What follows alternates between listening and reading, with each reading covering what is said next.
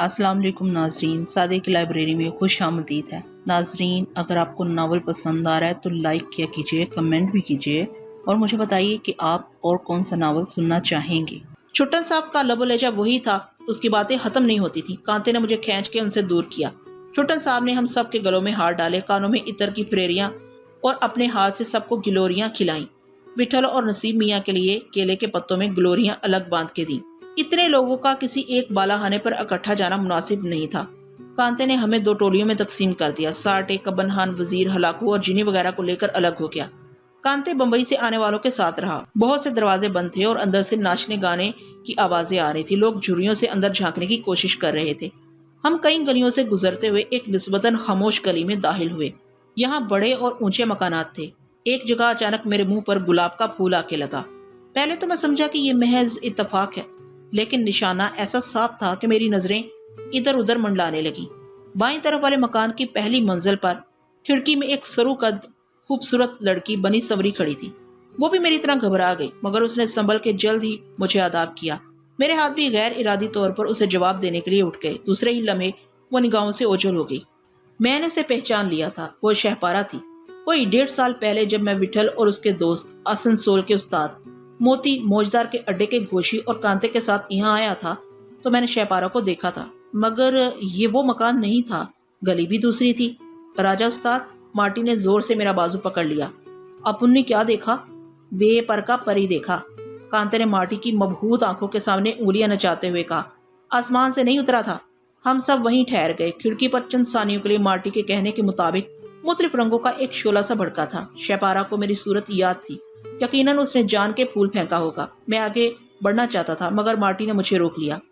اور راجہ استاد، وہ لجاجت سے بولا، اسی کے پاس چلو، وہ اب ادھر گانا نہیں گاتی، کانتے نے سرسری انداز میں کہا۔ تو پھر ادھر کیوں ہے؟ ادھر ہی ہے، اب وہ صرف ایک خاص آدمی کے لیے گاتی ہے۔ اب ان کے راجہ سے زیادہ خاص آدمی اور کون ہوئیں گا؟ تم نے دیکھا نہیں؟ پرنسس نے راجہ کے اوپر پھول پھینکا تھا پر اس کے لیے گانا بند ہے۔ آگے چل ماسٹر، آگے تیری آنکھ کے لیے اور سرما ہے۔ نہیں کانتے، 1-2 مومنٹ اور ٹھہرو، پرہیپس پرنسس میں ریٹرن۔ ابے کیا گٹ پٹ کرتا ہے؟ کانٹے جھلا کر بولا۔ آئی ایم سوری کانتے استاد، سارا زبان سلپ ہو جاتا ہے۔ کانتے اسے دھکا دے کر چند قدم آگے بڑھ گیا۔ یک بارگی ہمارے بائیں طرف کے مکان کا دروازہ تیزی سے کھلا اور شہپارہ نمودار ہوئی۔ وہ گلی میں آتے ہوئے جھچکی۔ کانتے خود ہی چھپٹ کر اس کے پاس پہنچ گیا۔ پیچھے پیچھے ہم بھی گئے۔ شہپارے، کیا بات ہے؟ کانتے نے کسی قدر حیرانی سے پوچھا۔ لاڈلے میاں کب آئے؟ شہپارہ نے مترنم آواز میں پوچھا۔ کانتے نے میری جانب دیکھتے ہوئے ہچکچا کر جواب دیا۔ اندر آئیے، وہ مضطرب لہجے میں بولی۔ اجازت ہے؟ کانتے نے سرہم کر کے پوچھا۔ آپ کا مزاج کیسا ہے؟ کانتے کو جواب دینے کی بجائے وہ جھلملاتی آنکھوں کے ساتھ مجھ سے مخاطب ہوئی۔ میں اچھا ہوں، میں نے جلدی سے کہا۔ ادھر سے گزرے جا رہے تھے؟ مجھے معلوم ہی نہیں تھا کہ تم اب یہاں رہتی ہو۔ کانتے جی کو تو معلوم تھا، آپ نے پوچھا تو ہوتا، یہ بتا دیتے۔ میں بتا دیتا، لیکن مجھے اور باتوں کا بھی پتا تھا، کانتے بولا۔ آپ کو کون روک سکتا ہے؟ روک تو کوئی نہیں سکتا، پر تمہارا خیال آ جاتا ہے۔ شہپارے، اور تم سے زیادہ کریمن بیگم کا۔ وہ بہت دہائیاں دیتی ہے۔ آپ نے بتایا نہیں کہ میں نے کتنی بار پوچھا ہے؟ بتا کے کیا کرتا؟ تم نے تو پہرے بٹھا لیے ہیں، شرمندہ کرتے ہیں آپ۔ ایسا بھی کیا ہم اپنی مرضی سے ایک گھڑی کسی سے مل بھی نہیں سکتے؟ کریمن بیگم سے پوچھا ہوتا، اس دن انہوں نے ہمیں لوٹا دیا تھا۔ ہم لوٹ گئے، غصہ تو بہت آیا، پر کریمن بیگم کا کچھ دھیان آ گیا۔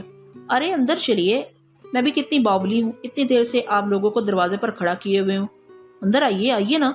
کانتے نے اندر قدم نہیں رکھا۔ اسی دوران شہپارہ کے پیچھے کریمن آ کر کھڑی ہو گئی۔ اس نے کانتے کو اشاروں سے سلام کیا اور ہم سب کو مضطرب انداز میں دیکھنے لگی۔ شہپارہ کو اس کی موجودگی کا احساس نہیں ہوا تھا۔ پھر کبھی آئیں گے، کانتے نے ہنستے ہوئے کہا۔ یعنی دروازے پر آ کر لوٹ جائیں گے؟ وہ مایوسی سے بولی۔ جی تو نہیں چاہتا، پر پھر صحیح، کیوں، آئیے نا۔ کانتے جی کوئی غیر تھوڑی ہیں، شہپارے پھر آ جائیں گے۔ پیچھے سے کریمن بیگم کی نرم آواز ابھری۔ شہپارہ ایک لمحے کے لیے بدحواس سی ہو گئی۔ کریمن کہہ رہی تھی، تمہیں یاد نہیں ہے کہ کیا وقت ہو رہا ہے؟ مجھے یاد ہے، مگر آپا جانی، یہ ہمارے مہمان ہیں۔ بے شک، سر آنکھوں پر، کریمن نے شائستہ لہجے میں کہا۔ ذہِ نصیب، ہمارے دروازے پر ان کا آنا عزت کا باعث ہے، مگر تم… میں نے شہپارے کو بول دیا ہے کریمن بیگم، کانتے زہر ہنس سے بولا۔ ہم کو پتہ ہے یہ کون سا وقت ہے، تم کو زیادہ بولنے کی ضرورت نہیں ہے۔ کانتے بابو، بخدا غلط مت سمجھنا، انہیں میں نے ہی بلایا ہے آپا جانی۔ کانتے جی کے ساتھ مہمان ہیں، تم بھول گئیں، یہ لاڈلے میاں ہیں۔ کریمہ نے مجھے ٹٹولتی نگاہوں سے دیکھا۔ ہاں کچھ چہرہ تو یاد آتا ہے، لاڈلے میاں بہت دنوں کے بعد آئے ہیں۔ آئیے آپ لوگ اندر آئیے، اپا جانی ذرا فردوس کو بلا کے کہیے کہ مہمان آئے ہیں۔ کریمن کے پیشانی پر لکیریں پڑ گئی۔ میں گاؤں گی نہیں، شیپارہ نے ٹوٹی ہوئی آواز میں کہا۔ آپ لوگ آتے کیوں نہیں؟ نہیں شیپارے، کانتے تلخی سے بولا۔ پھر کسی وقت؟ اس وقت کیا بات ہے؟ آ جاؤ کانتے جی، نہیں آئے تو شیپارے اداس ہو جائے گی۔ کچھ دیر کے لیے شیپارے کی خاطر ٹھہر جاؤ۔ مجھے حیرت ہوئی مگر یہ کریمن بیگم ہی کی آواز تھی۔ شیپارہ کے رخسار دہکنے لگے۔ کانتے اندر جانے کے لیے آمادہ نہیں تھا لیکن شیپارے اپنا ہاتھ اس کی جانب بڑھا چکی تھی۔ کانتے نے اس کا ہاتھ تھاما نہیں مگر اندر داخل ہو گیا۔ ہم سب ایک مرصع کمرے کے فرش پر آ کر بیٹھ گئے۔ وہاں بیش قیمت قالین بچھا ہوا تھا، چھت خاصی اونچی تھی اور درمیان میں ایک بڑا جھاڑ لٹک رہا تھا۔ جتنے تھم تھے سبھی پر کندیلیں روشن تھیں۔ یہ مکان شیپارہ کے پہلے مکان سے بہت بڑا تھا اور باہر سے دیکھ کر کوئی نہیں کہہ سکتا تھا کہ اندر سے اتنا صاف ستھرا اور سجا ہوا ہوگا۔ ایسا لگتا تھا جیسے ہم کسی نواب کے دیوان خانے میں آ گئے ہوں۔ کمرے کے چاروں طرف کٹی ہوئی جالیوں کی ایک دیوار تھی جس پر چھت تک قریب قریب محرابیں بنی ہوئی تھیں اور ان سب پر ریشمی پردے ڈوریوں سے بندھے تھے۔ محرابوں کے بعد ایک کمرے کے طرف گلی جیسا راستہ، راستے کے اس طرف بیل بوٹے کڑی ہوئی دیوار اور نیلے پیلے سرخ اور سبز روشنیوں کی کھڑکیاں۔ اندر مکان سے آنے کے لیے ایک بڑا دروازہ تھا۔ سارا کمرہ روشن تھا۔ ہمارے بیٹھنے کے بعد شیپارہ پہلے تو ادھر ادھر بھاگی پھرتی رہی، کبھی اندر جاتی کبھی باہر، پھر وہ ہمارے مقابل آ کر بیٹھ گئی۔ وہ بہت خوبصورت لگ رہی تھی۔ اس کے کانوں میں آویزیں جھول رہے تھے، ناک میں ایک بڑی سی نت سرخ دھاگے سے کان تک بندھی ہوئی تھی، ماتھے پر جھومر، گلے میں گلو بند، کلائیوں میں سنہری چوڑیاں، سر پر گلابی دوپٹہ، چوڑی دار پاجامہ اور گھیردار چیمبر۔ باقی سارے کپڑے کیسری رنگ کے تھے۔ 1.5 سال کی مدت میں وہ پہلے سے کچھ اور حسین نظر آتی تھی مگر اس کے چہرے پر وہی معصومیت تھی جو میں نے پہلی مرتبہ دیکھی تھی۔ کریمن بیگم اندر چلی گئی تھی۔ شیپارہ کے نازک ہونٹ بے چین سے تھے۔ جب بھی پوچھا یہی معلوم ہوا کہ آپ ابھی نہیں آئے۔ وہ امڑی ہوئی آواز میں مجھ سے مخاطب ہوئی۔ میں بہت دور دور گیا تھا، میں نے آہستگی سے کہا۔ کہاں کہاں؟ وہ اشتیاق سے بولی۔ شہروں۔ کون کون سے شہر؟ ایک جگہ ہو تو بتاؤں، مجھے اب ان کے نام بھی یاد نہیں رہے ہوں گے۔ حیدرآباد بھی جانا ہوا؟ ہاں، میں نے چونک کر کہا لیکن اس کی وجہ فوراً میری سمجھ میں آ گئی۔ کریمن شیپارہ کو حیدرآباد ہی سے لائی تھی، وہاں تو کئی دن رہے، میں نے جواب دیا۔ اور وہاں بھی جانا ہوا؟ وہ تجسس سے بولی۔ کہاں؟ میں نے متردد آواز میں پوچھا۔ وہیں محبوب کی مہندی، وہ لفظ چبا کے بولی۔ وہاں بھی گئے تھے؟ مگر کیوں؟ تم کیوں پوچھ رہی ہو؟ یوں ہی، وہ خواب دیدہ لہجے میں بولی۔ حیدرآباد بہت یاد آتا ہے، دونوں خوبصورت شہر ہیں، چار مینار، مکہ مسجد، قطب شاہی مزارات، گول کنڈے کا قلعہ، فلک نما، نہ جانے کیا کیا، دکانیں، عمارتیں، بازار، سبھی بہت اچھے ہیں۔ وہاں آپ کس سے ملے؟ مجھے شبہ ہوا کہ کہیں وہ خانم اور جہانگیر کے بارے میں تو کچھ نہیں جانتی، ممکن ہے اس لیے مجھ سے قرید کے پوچھ رہی ہو، مگر وہ کیسے جان سکتی تھی؟ ہم تو یوں ہی سرسری گئے تھے، بس گئے اور آ گئے، میں نے کسمسا کر کہا۔ میں نے سوچا شاید کہیں میرا ذکر ہوا ہو، اتنا موقع نہیں ملا۔ تم وہاں کس کو جانتی تھی؟ بہتوں کو، وہاں دن بہت گزارے ہیں، بہت لوگ جانتے تھے، وہ کھوئے ہوئے لہجے میں بولی۔ میرے دل میں آیا خانم کا نام لے کر دیکھ، ہم وہاں ایک کام سے گئے تھے، ایک شخص کی تلاش تھی۔ مل گیا وہ؟ شیپارہ سرگوشی میں بولی۔ ہاں مل تو گیا۔ شیپارے اور بھی لوگ بیٹھے ہیں، کانتے نے مسکرا کر اسے ٹوکا۔ ارے، وہ شرما گئی۔ میں نے پہلے کسی کو دیکھا نہیں تھا اس لیے۔ ہم کو تو دیکھا تھا، آپ تو یہی رہتے ہیں، اس نے نگاہیں چراتے ہوئے کہا۔ تو اپنی بات کم ہو گئی؟ آپ کی بات اپنی جگہ ہے۔ کس جگہ ہے؟ اچھی جگہ ہے، وہ دوہری ہو کر بولی۔ چلو آج رات اپنے کو ٹھیک نیند آ جاوے گی۔ آپ نے بتایا ہی نہیں کہ آپ کے ساتھ اور کون صاحب ہیں، وہ تیزی سے بولی اور کانتے کی طرف رخ کر کے بیٹھ گئی۔ صاحب کیا، یہ ماسٹر مارٹی ہے، بمبئی سے آیا ہے، نمبر 1 ہے۔ اس نے مارٹی کو سلام کیا۔ مارٹی پریشانی سے پہلو بدلنے لگا۔ کانتے نے باری باری سبھی کا نام لیا اور شیپارہ نے ان سب کو زیر لب تبسم سے سلام کیا۔ ابھی ابن ایک بات بولنا چاہتا ہے۔ ماچی کی زبان اٹکنے لگی۔ کہیے، وہ گنگناتی آواز میں بولی۔ اپن کیا بولے، سارا تمہارے سامنے کون بول سکتا ہے؟ اپن ساری دنیا گھوما پھرا پر اپن نے تم جیسا رانی نہیں دیکھا۔ روک کے ماچی، کانتے نے ہانک لگائی۔ روک کے ہی بولتا ہوں کانتے دادا، ماچی کی آواز دھڑک رہی تھی۔ شیپارہ نظریں نیچی کیے ان کی باتیں سنتی رہی۔ بالا خانے کی ایک لڑکی پھر دوست نے ہمارے درمیان کھانے پینے کا بہت سامان لا کے رکھ دیا۔ شیپارہ کے اصرار پر ہمیں کچھ نہ کچھ کھانا پڑ گیا۔ فنجانوں میں بے دودھ کی چائے تھی۔ شیپارہ اپنے ہاتھوں سے پھل تراشتی رہی۔ اس کی بڑی بڑی پلکیں آنکھوں پر پردہ کیے ہوئے تھیں۔ جب وہ پردہ ہٹاتی تبھی اس کی گہری بھیگی ہوئی سی آنکھیں نظر آتی۔ مارٹی ٹکٹکی باندھے اسے دیکھ رہا تھا۔ زورا اور چھیدا بھی گمسم سے تھے۔ اسی صنع میں کریمن کئی مرتبہ اندر آئی، کچھ دیر بیٹھی اور چلی گئی۔ گلوری منہ میں رکھتے ہی کانتے ایک دم اٹھ گیا۔ میں بھی کھڑا ہو گیا۔ یہ کیا ہوا؟ آپ کہاں چلے؟ شہپارہ حیرانی سے بولی۔ اچانک آپ نے بس تمہارا کہا پورا ہو گیا، کانتے نے سادگی سے کہا۔ مگر ابھی تو، اسرا سمگی سے بولی۔ ان لوگوں کو کچھ سنوا دیں۔ لاڈے تم ادھر ہی بیٹھو، ہم واپسی میں تم کو ادھر سے لے لیں گے۔ میں بھی تمہارے ساتھ چلتا ہوں۔ آپ بھی چلے جائیں گے؟ نہیں، یہ ادھر ہی رہے گا میری بجائے، کانتے نے جواب دیا۔ ہم آتے ہیں لاڈلے۔ کانتے نے مجھے کچھ کہنے کا موقع نہیں دیا۔ ادھر شہپارہ میرے پاس کھڑی بجھی بجھی نظروں سے میری طرف دیکھ رہی تھی۔ اب تو بیٹھیے، وہ ملتجی لہجے میں بولی۔ کانتے جی آ جائیں گے؟ وہ تو آ جائیں گے، مگر میں نے تذبذب سے کہا، کچھ دیر اور صحیح۔ کہیں اور جانے کے بجائے خود میرا دل بھی وہیں بیٹھنے کو کرتا تھا، لیکن کریمن کی بات میرے ذہن میں محفوظ تھی۔ اس نے دروازے پر شہپارہ کو دبے لفظوں میں جتایا تھا کہ ہمیں اندر بلانے کا وقت نہیں ہے۔ میں اسے یہی یاد دلانا چاہتا تھا۔ دور کھڑی ہوئی کریمن کا چہرہ صاف غمازی کرتا تھا کہ اسے میرا بیٹھنا ناگوار لگ رہا ہے۔ وہ الجھی ہوئی سی تھی۔ کانتے نے جاتے جاتے لوٹ کے میری جیب میں کوئی چیز رکھی۔ میں نے ٹٹول کے دیکھا روپے تھے، وہ سب چلے گئے۔ میں انہیں دیکھتا رہ گیا۔ اسی لمحے کریمن نے شہپارہ کو بلا کر کچھ کہا۔ میں نے سوچا جیب میں جتنے روپے ہیں سب کریمن کو دے دوں۔ شہپارہ واپس آئی تو اس کا چہرہ تمتما رہا تھا۔ کیا کہہ رہی تھی؟ میں نے آہستگی سے پوچھا۔ کچھ نہیں، وہ ڈوبتی ہوئی آواز میں بولی۔ کوئی خاص بات نہیں ہے، میں جانتا ہوں کیا کہہ رہی ہوگی۔ میرا خیال ہے مجھے اٹھ جانا چاہیے۔ نہیں، وہ بےتابی سے بولی۔ وہ تو خواہ مخواہ فکر کرتی ہیں۔ کیسی فکر؟ ایسے ہی، آپ کو کیا بتاؤں؟ اس کی آواز گھٹ گئی۔ انہیں میرے رکنے پر اعتراض ہے، یہی بات ہے نا؟ ہاں، وہ اپنے پورے، ان کا سوچنا بھی ٹھیک ہی ہے۔ آپ کو کچھ اندازہ ہو گیا ہوگا۔ اس کے حلق میں جیسے کوئی چیز اٹک گئی۔ یہاں ایک رئیس ہیں، سیٹھ کرم چند، انہوں نے پابندی لگا دی ہے کہ یہاں ان کے سوا کوئی نہیں آئے گا۔ مگر کیا یہ بات تمہاری مرضی کے خلاف ہوئی ہے؟ اس نے آنکھیں میچ لیں اور کچھ توقف کے بعد بولی۔ میری مرضی کہاں ہے؟ اس کا حق تو تمہیں تھا کہ ایسی پابندی لگواؤ یا نہیں۔ تم کریمن بیگم کو منع کر سکتی تھی۔ آپ بالکل نہیں بدلے، بالکل وہی ہیں۔ وہی کیا؟ میں نے سر پٹا کر پوچھا۔ پہلے جیسے۔ پہلے کیسا تھا؟ جیسے اب ہیں۔ اس کے ہونٹ کھلکھلانے لگے۔ آپ سمجھتے کیوں نہیں؟ میں سمجھ گیا، پھر مجھے واقعی یہاں ٹھہرنا نہیں چاہیے۔ مگر میں گا تو نہیں رہی ہوں۔ یہ تو تم ٹھیک کہتی ہو، آپ کا دل بیٹھنے کو نہیں چاہ رہا۔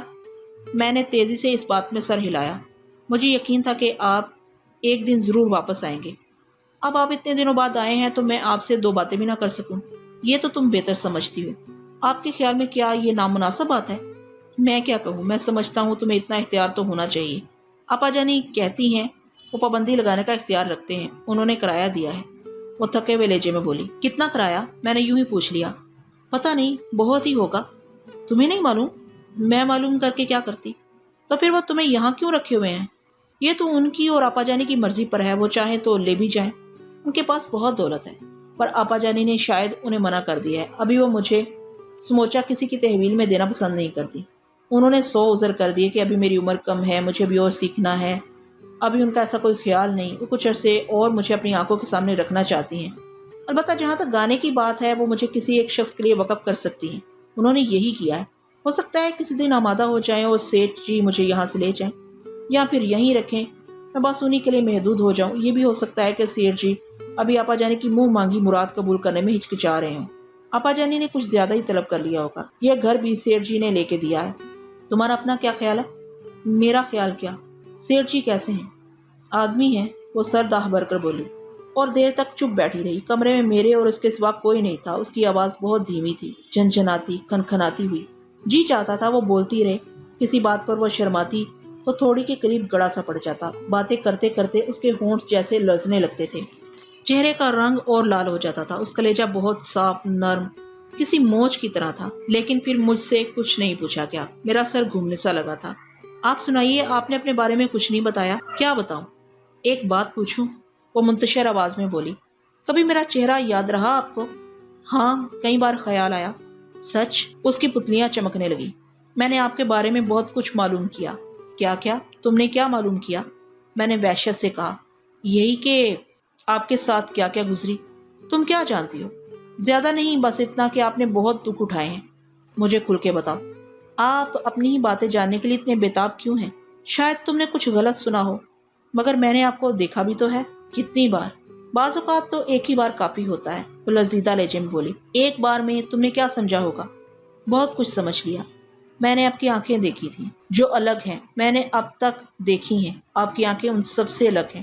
جن لوگوں کے ساتھ آپ آئے تھے ان میں بھی الگ الگ نظر آ رہے تھے۔ میرا دل چاہا کہ آپ کو روک لوں مگر ہمت نہیں پڑی۔ پھر میں آپ کا انتظار کرتی رہی کہ شاید آپ پھر آئیں۔ میں نے بہت سی باتیں سوچ رکھی تھی کہ آپ آئیں گے تو کہوں گی، لیکن اب کچھ یاد نہیں آ رہا ہے۔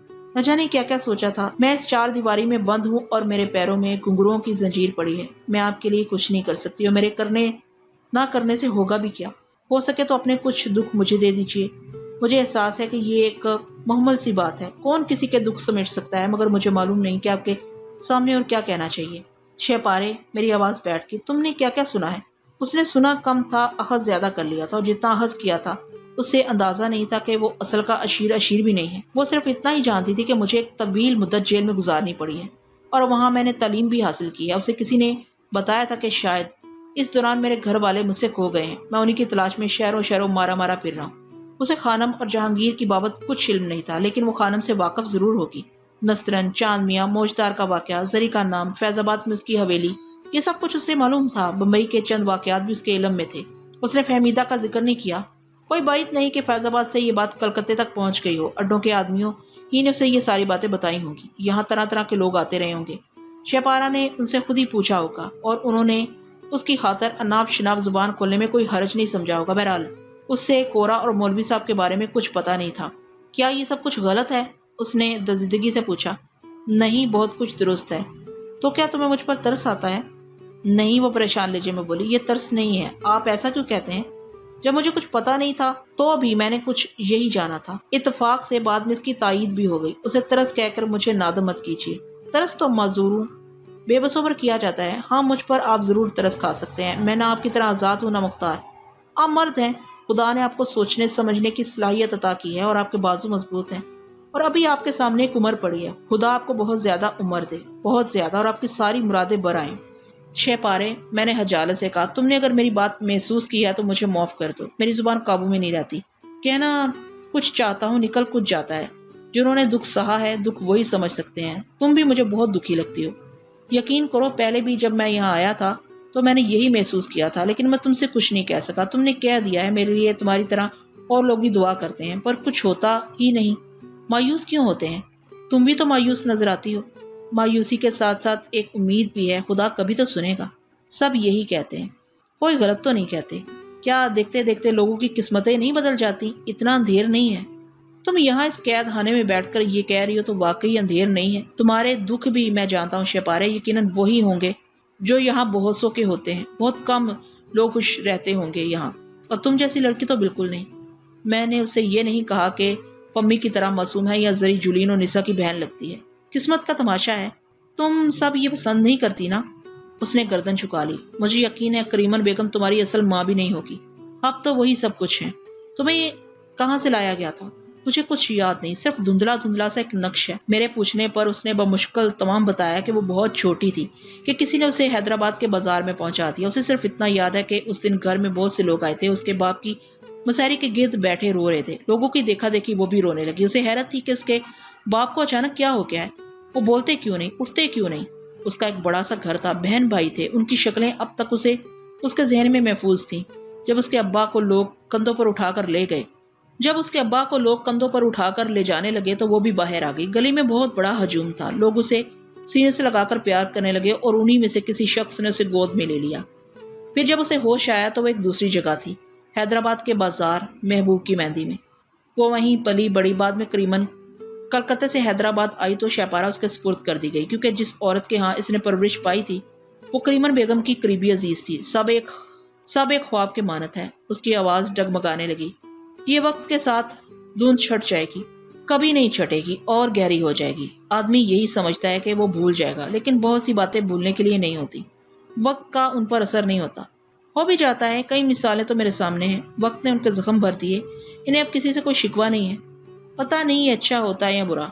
اچھا ہی ہوتا ہے، یوں زندہ رہنا بھی ایک طرح وقت سے سمجھوتا کرنا ہے، وقت کے سامنے سر ہم کر دینا ہے، صرف اس بہانے کہ شاید رت بدل جائے، اور رت کبھی بدل جاتی ہے کبھی نہیں بدلتی، کسی کے لیے بدل جاتی ہے کسی کے لیے نہیں، اور آدمی عمر بھر اس کے انتظار کے فریب میں رہتا ہے۔ دیر ہو گئی تھی، ان میں سے کوئی واپس نہیں آیا تھا۔ کریمن بیگم ایک بار آ کر چلی گئی تھی۔ شہپارہ میرے پاس ہی بیٹھی رہی، ایک لمحے کے لیے بھی اٹھ کر کہیں نہیں گئی۔ میں سوچ رہا تھا کہ باہر جا کر کانتے وغیرہ کو خود تلاش کرنا چاہیے،